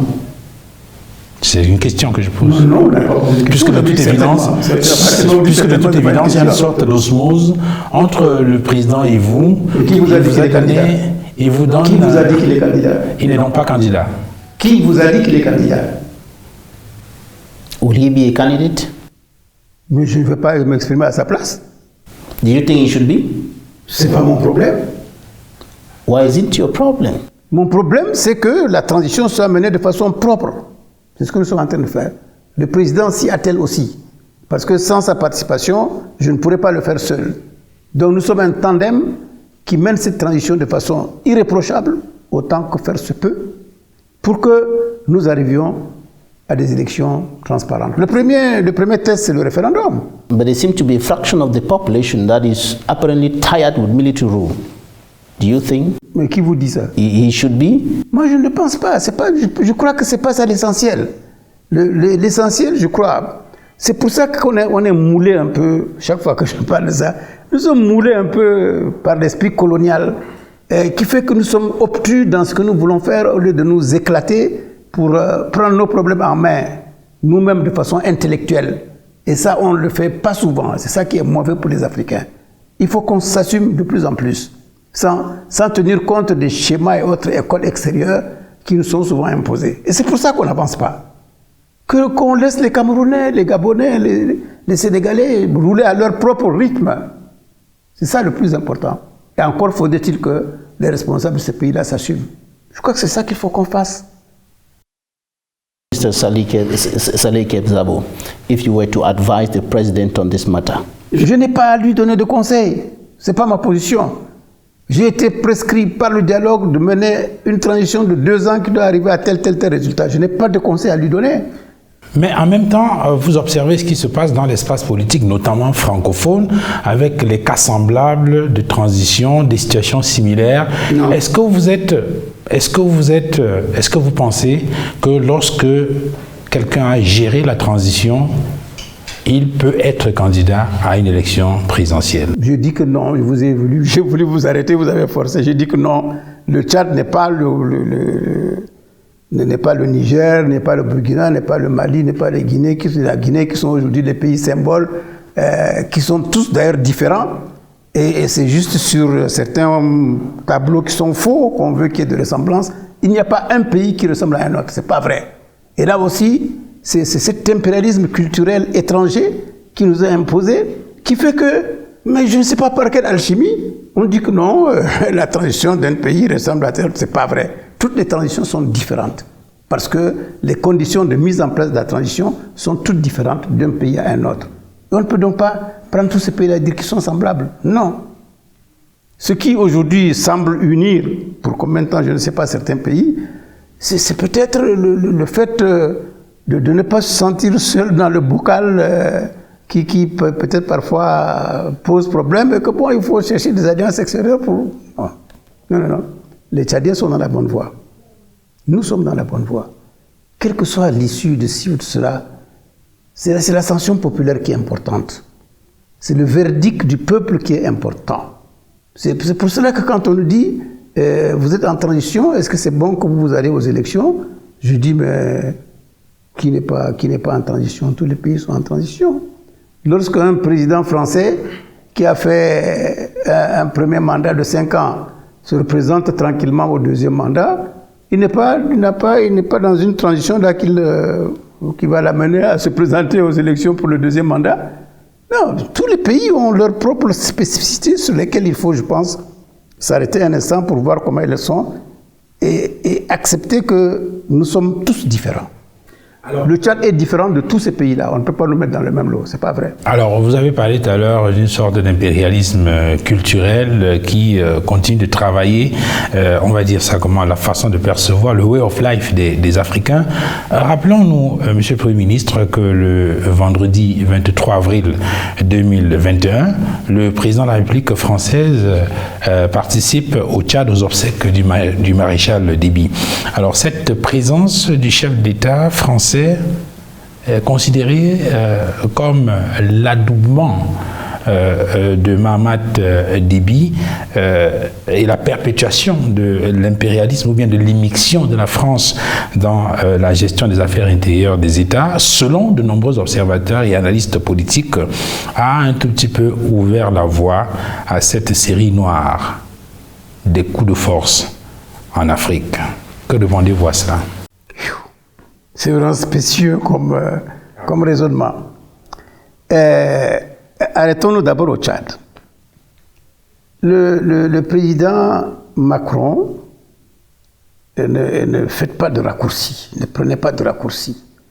Le président Macron est venu au Tchad parce que le président Déby, qui est mort, était une des pièces maîtresses de l'échiquier politique africain, surtout dans la bande sahélienne de lutte contre le terrorisme.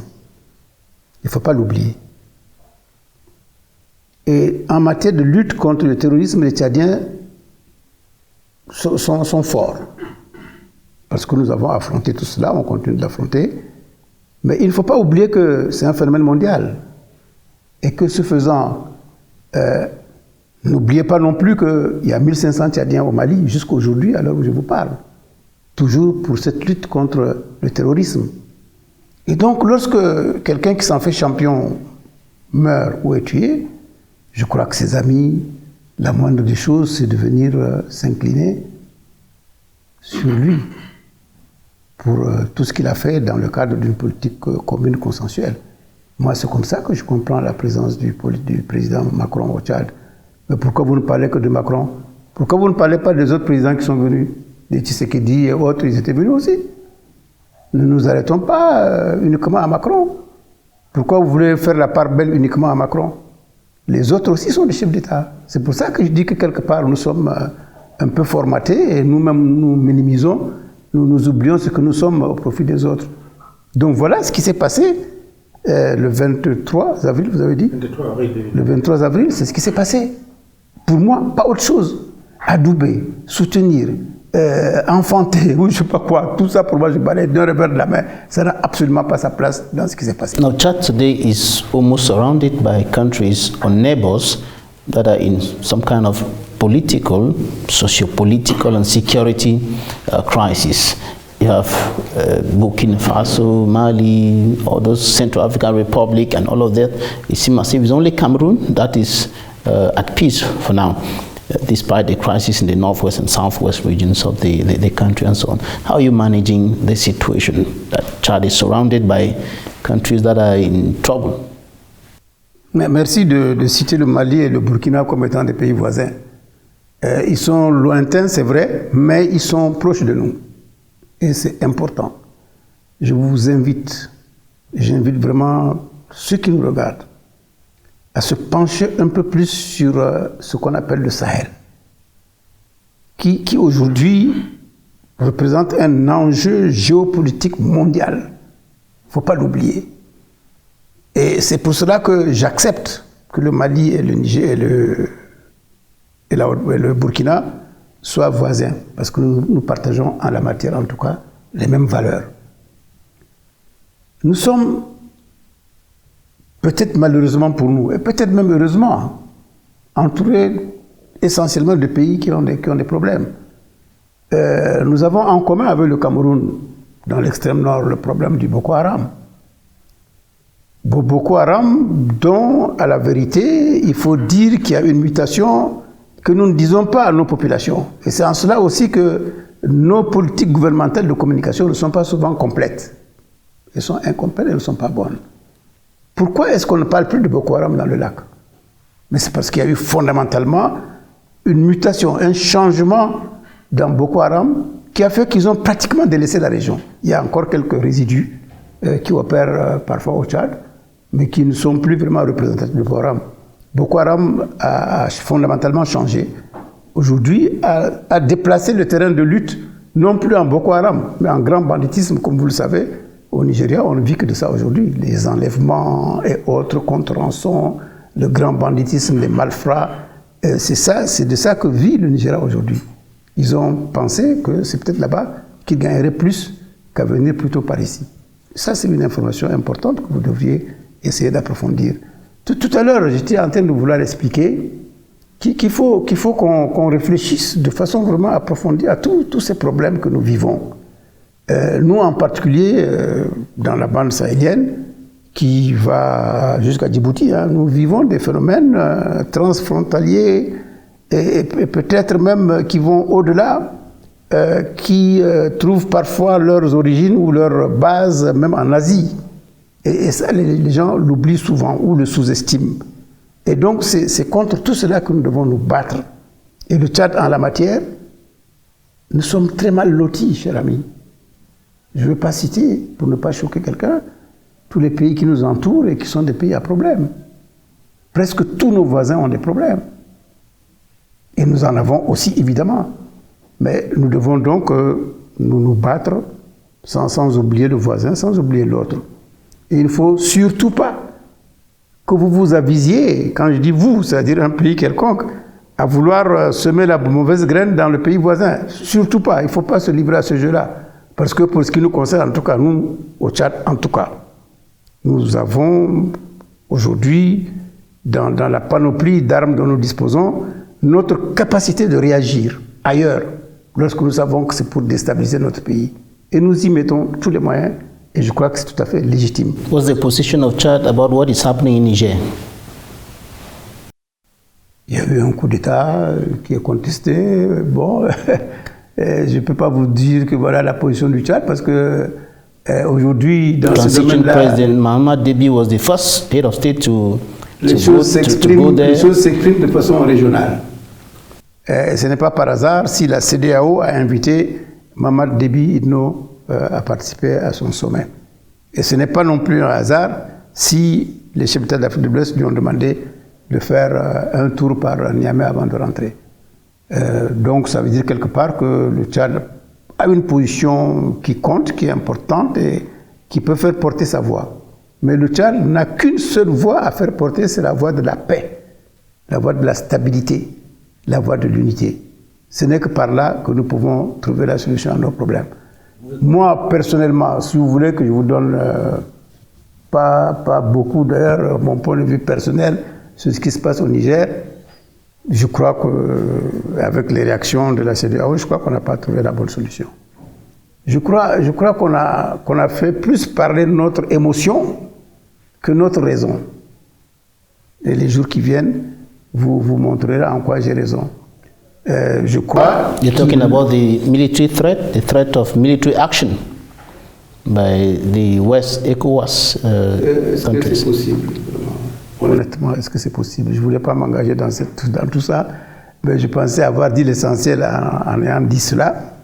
Je crois fondamentalement qu'aujourd'hui, les choses ont beaucoup évolué en Afrique. Il faut qu'elles évoluent. Il faut qu'on avance. On ne peut pas faire du surplace. Alors tout à l'heure, quand vous parliez de vos voisins, vous avez indiqué que le Cameroun pratiquement fait exception, puisque tout autour de Lui qui a dit, vous... c'est pas moi. Ce qui n'est pas vrai. Ah, je ne sais pas. C'est Bon, lui enfin. qui l'a dit en disant que, sauf le cas de Sud, de Nosok ou quoi vers chez vous là, il n'y a que ça qu'il a cité comme Enfin, on pose la question parce qu'on se souvient qu'il y a quelques semaines, il y a eu une brouille diplomatique entre les deux pays au sujet d'une affaire qu'on appelait l'affaire Savannah, où d'ailleurs le Tchad a dû rappeler son ambassadeur à Yaoundé. C'est vrai que les choses sont revenues dans l'ordre. On peut se satisfaire de ce que le ciel des relations entre les deux États est sans C'est nuage. extrêmement important. Il est important que le Tchad et le Cameroun n'aient pas d'embrouille de quelque nature que ce soit. Et je voudrais le dire ici de la façon la plus solennelle. Le Cameroun et le Tchad ont intérêt à coopérer, à collaborer, à travailler ensemble dans tous les domaines. Il y va de la survie de leur peuple. Et je crois qu'il y a des Camerounais qui ne le comprennent pas. Et ça, c'est dommage. Il y a des Camerounais qui roulent à côté. Et c'est grave. Le plus important, c'est que nos chefs d'État, je crois, l'ont réaffirmé très rapidement. Et le bateau est remis en vogue. Le train est remis sur les rails. Et je crois que c'est ça le plus important. Nous ne pouvons pas nous permettre une crise quelconque entre le Tchad et le Cameroun. Nous ne pouvons pas nous le permettre. Et je vous assure que si on devait nous le permettre, les dégâts, y compris les dégâts collatéraux, seraient très, très extrêmement importants pour l'avenir de nos peuples. Monsieur le Premier ministre, chef du gouvernement d'Union nationale, nous acheminons vers la fin de cette émission. Peut-être un mot de fin pour peut-être repréciser un certain nombre d'éléments importants dans le processus politique en ce moment en cours au Tchad pour rassurer peut-être les populations tchadiennes, rassurer les populations des États voisins par rapport à ce processus et peut-être, pourquoi pas, rassurer également les partenaires étrangers et surtout le soutien que devraient apporter les uns et les autres au Tchad pour faire face à un certain nombre de difficultés comme celles que vous avez énumérées, à savoir par exemple l'afflux des réfugiés soudanais ou encore la question des inondations qui représente un véritable talon d'Achille pour le gouvernement du Tchad. Oui. Le Tchad est un pays qui rencontre énormément de difficultés. Et parfois, quand je me retrouve tout seul dans mon coin ou dans ma chambre, au bureau ou ailleurs, je me demande comment on réussit à nous en sortir. Ben, on s'en sort. On s'en sort par notre volonté, notre engagement, notre détermination. Parfois même à la limite du sacrifice pour que notre pays soit où il est avec des ambitions, où il doit aller plus loin. Pour être clair en matière d'ambition, je voudrais vous dire ce que j'ai dit il y a quelques années, qu'on n'avait pas peut-être bien saisi, que je voudrais répéter aujourd'hui. Le Tchad sera la puissance de demain en Afrique centrale. Et cette volonté-là, elle n'est pas uniquement de Kebzabo. C'est une volonté qui est largement partagée. Parce que nous sommes le pays qui a connu le plus de convulsions dans tous les domaines. Et tout le monde sait qu'en la matière, lorsque on va retenir l'essentiel par nos intelligences conjuguées et qui vont faire en sorte que nous puissions mettre tout cela ensemble, c'est le meilleur qui l'emportera. Et c'est sur cela que je mise. Parce qu'il n'est pas question pour le peuple tchadien d'avoir lutté pendant 50 ans pour reculer. Ce n'est pas possible. Il y a des remises en cause importantes qui vont être faites dans ce pays pour nous permettre justement de reconquérir notre indépendance dans tous les domaines. Et ça, c'est vital. Je vous ai cité l'exemple de notre champ économique tout à l'heure en parlant du bétail pour la viande, dont je pense que c'est la première richesse du pays. La première, ce n'est pas le pétrole. La première, ce n'est pas l'agriculture. L'agriculture va venir en appoint à l'élevage. Et c'est ce plan-là que nous ne pouvons évidemment pas mettre en œuvre pendant la transition. Mais je suis sûr que les Tchadiens, toutes tendances confondues, ont compris cela. Vous savez qu'il y a d'autres richesses, hein? Il y a de l'or, il y a tout ce que l'on a, un sous-sol excessivement riche. Mais si on perdait notre temps à vouloir nous intéresser uniquement à notre sous-sol, on oublierait le sol avec ce que cela peut générer comme richesse et qualité pour le pays. On serait perdant. Donc c'est pour ça qu'il y a des remises en cause comme celle-là qu'il faut faire. Il y a évidemment le champ, la grande exploration des libertés. Les libertés, liberté de la presse, vous n'avez pas eu le temps de vous asseoir pour regarder. Nous ne sommes pas l'exemple mondial ou africain, mais nous ne sommes pas parmi les derniers, même si les classements qu'on fait, la FONFI du Tchad, je ne sais même pas d'ailleurs pourquoi. Ici, il n'y a pas de prisonniers politiques, prisonniers de liberté, prisonniers d'opinion. Non, nous ne connaissons pas ça et je souhaite qu'il n'y en ait pas. Quelqu'un comme vous, là, journaliste, parce que vous avez dit quelque chose qui est contre ce que je pense, il faut qu'on vous arrête. Non, je ne suis pas d'accord. Nous devons cultiver le droit à la différence. Il faut que cet exercice-là, dans une démocratie qui est en train de se mettre en route, soit un des exercices vitaux, importants, essentiels d'un pays qui veut se développer. C'est par le dialogue, par les échanges, par les chocs intellectuels, uniquement. Je pense qu'on peut faire avancer un certain nombre de choses dans beaucoup de domaines et non pas par la répression, par la force et autres. On ne peut pas museler un peuple. Un peuple qui est muselé, c'est un peuple qui se renferme sur lui-même et qui ne permet pas d'éclosion. Donc je crois que tout cela dit, comme j'ai dit tout à l'heure aussi, la nécessaire remise en cause d'un certain nombre de préceptes que nous avons hérités de la colonisation. Si on ne s'en sort pas, là aussi on ne s'en sortira pas. Nous ne pouvons pas aujourd'hui diriger nos pays. Et je m'adresse là, depuis tout jusqu'où très loin là-bas, en Afrique. Hein. On ne peut pas continuer de diriger nos pays avec des concepts coloniaux ou néocoloniaux. C'est impossible. C'est pas possible, excusez-moi. Vous n'avez pas vécu la colonisation, vous non plus. Mais ce n'est pas votre problème. Et pourquoi vous continuez de subir la colonisation ou la néocolonisation ou l'impérialisme? C'est parce qu'on a formaté vos parents, que nous sommes, que nous, on doit vous imposer ce système de vie, de gouvernement qui, à l'évidence, ne règle pas nos problèmes. Voilà où nous en sommes. Avec toutes nos capacités de mobilisation de ressources, de mobilisation humaine, mobilisation de nos intelligences et autres, voilà où nous en sommes. On n'avance pas, on ne se développe pas. Et si on n'avance pas, on recule. Non, les jeunes dont je parlais tout à l'heure ne méritent pas ça. Et c'est pour ça qu'ils se révoltent. C'est pour ça qu'ils vont se révolter de plus en plus. Et ils n'ont pas tort, les jeunes, de se révolter. Il faut qu'ils se révoltent pour faire bouger les lignes. Mais ils ne peuvent pas accepter de subir indéfiniment. Ce n'est pas possible. Il faut qu'on change. Je crois que c'est ça le plus important. Monsieur le Premier ministre, chef du gouvernement d'Union nationale du Tchad, Saleh Kebzabo, infiniment merci d'avoir accepté cet entretien exclusif avec Equinox Télévision dans le cadre de cette émission de La Vérité en face.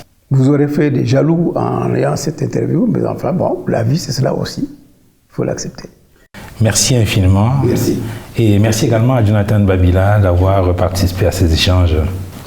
Merci également aux équipes techniques autour. Hope that next time we'll be together for more time. Thank you. And then we'll speak in English also. Next time. je m'aventure à le faire. Merci également aux équipes techniques autour d'Éric Watat et de Carlos Minoué. Merci à vous, madame, monsieur, d'avoir regardé cette autre livraison de la vérité en face sur Equinox Télévision. Bon dimanche à tous et à très bientôt. Au revoir.